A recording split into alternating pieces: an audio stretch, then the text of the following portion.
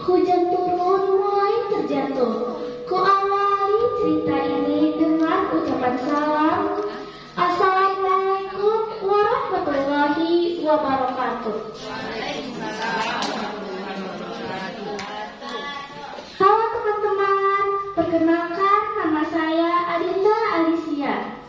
Cerita saya hari ini berjudul Injak Rambai Jadi Buayo yang ditulis oleh Miftah Urama.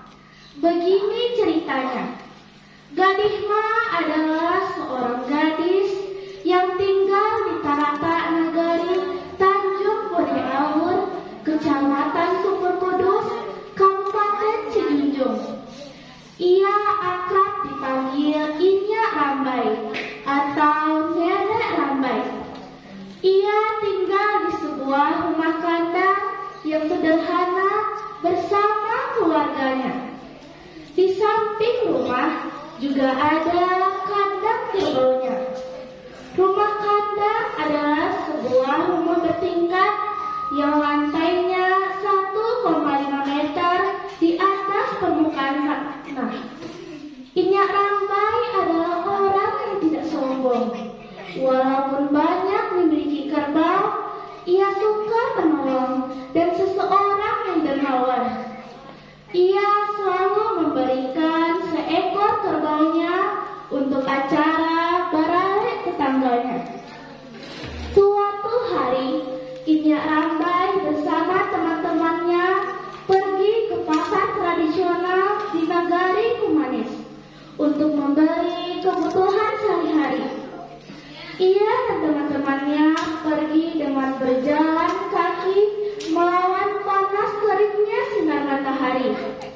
Di tengah perjalanan, mereka harus melewati aliran sungai yang disebut Batang Sinaman. Ia dan teman-temannya menyeberang menggunakan perahu.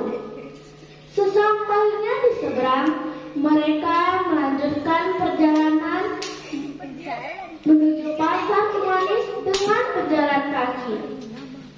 Setelah tiba di pasar, mereka mencari apa yang mereka butuhkan.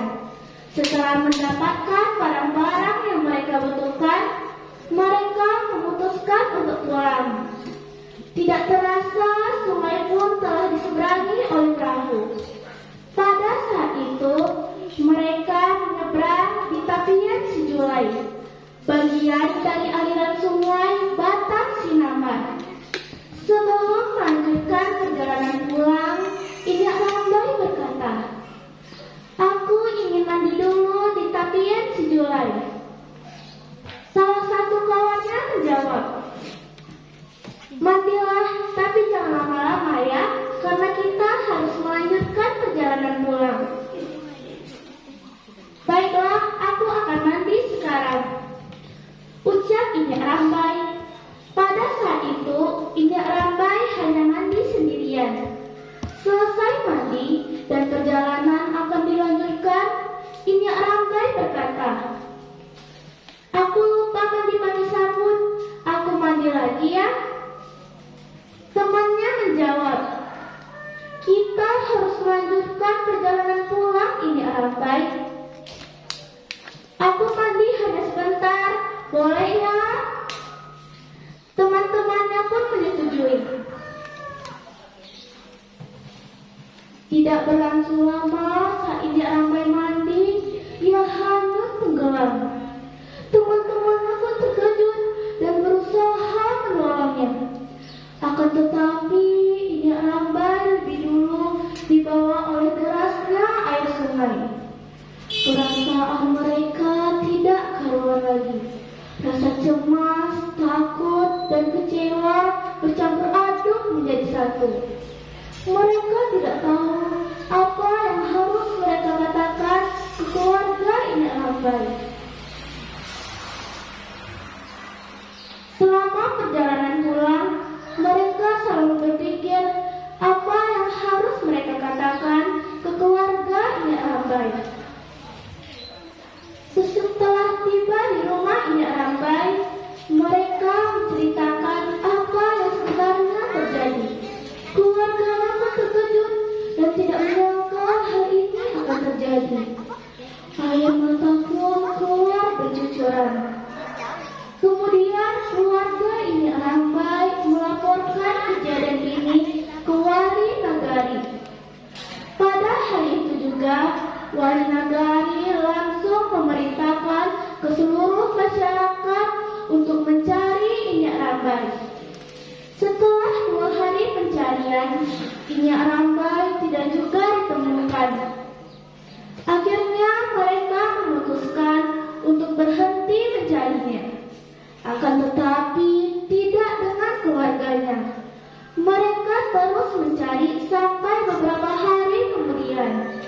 Namun Inyak Rambai tetap tidak ditemukan. Akhirnya mereka berhenti mencari Inyak Rambai. 3 tahun berlalu, kesedihan keluarganya tetap sama. Tepat di hari hanyutnya Inyak Rambai, hujan turun dengan lebat. Setelah hujan reda, keluarga Inyak Rambai melihat air di luar rumah. Ternyata di luar air sudah tergenang. Begitupun di kandang kerbau. Di kandang mereka tidak hanya melihat air yang tergenang, melainkan juga penampakan seperti kayu yang panjangnya 1,5 meter. Setelah hujan reda, mereka melihat kayu itu sudah tidak ada lagi. Setelah mereka melihat lebih dekat lagi, akhirnya mereka menemukan jejak seekor biawak. Setelah kejadian itu diketahui oleh masyarakat, salah seorang dari mereka berpendapat bahwa itu bukanlah jejak seekor biawak, melainkan jejak seekor buaya. Kemudian seorang dari mereka berkata lagi bahwa setiap orang yang hanyut akan menjadi buaya. Mendengar hal itu, mereka teringat kejadian Inyak Rambai yang hanyut di Tapian Sijulai. Akhirnya mereka berkesimpulan bahwa buaya itu adalah Inyak Rambai. Setahun kemudian, hujan lebat terjadi kembali. Banjir menggenangi kandang kerbau rumah Inyak Rambai. Di kandang tersebut juga ada onggokan seperti kayu. Setelah air menyusut, keluarga Inyak Rambai sepakat mereka akan meneliti kayu yang seperti onggokan kayu tersebut. Apakah kayu itu masih ada setelah air menyusut atau tidak? Ternyata prasangka mereka selama ini tidak salah. Itu memang benar seekor buaya. Mereka heran mengapa buaya itu tidak pergi walaupun air sudah menyusut. Seorang dari mereka berkata, "Ambillah telur, lalu berikan ke buaya tersebut. Nanti buaya itu akan memakannya, kemudian pergi. Lalu serta air sungai akan menyusut." Mendengar hal itu, seorang dari mereka bergegas mengambil telur di dapurnya, lalu memberikan ke buaya tersebut. Ternyata benar, buaya itu memakannya, kemudian pergi. Keesokan harinya, air pun sudah menyusut. Peristiwa itu berlanjut dari tahun ke tahun berikutnya. Memberikan telur ke buaya sudah menjadi tradisi turun-temurun. Demikianlah cerita tentang Inyak Rambai jadi buaya. Semoga cerita ini dapat menginspirasi kita semua, terutama kepada kami generasi bangsa untuk lebih mencintai budaya bangsa sendiri. Wassalamualaikum warahmatullahi wabarakatuh.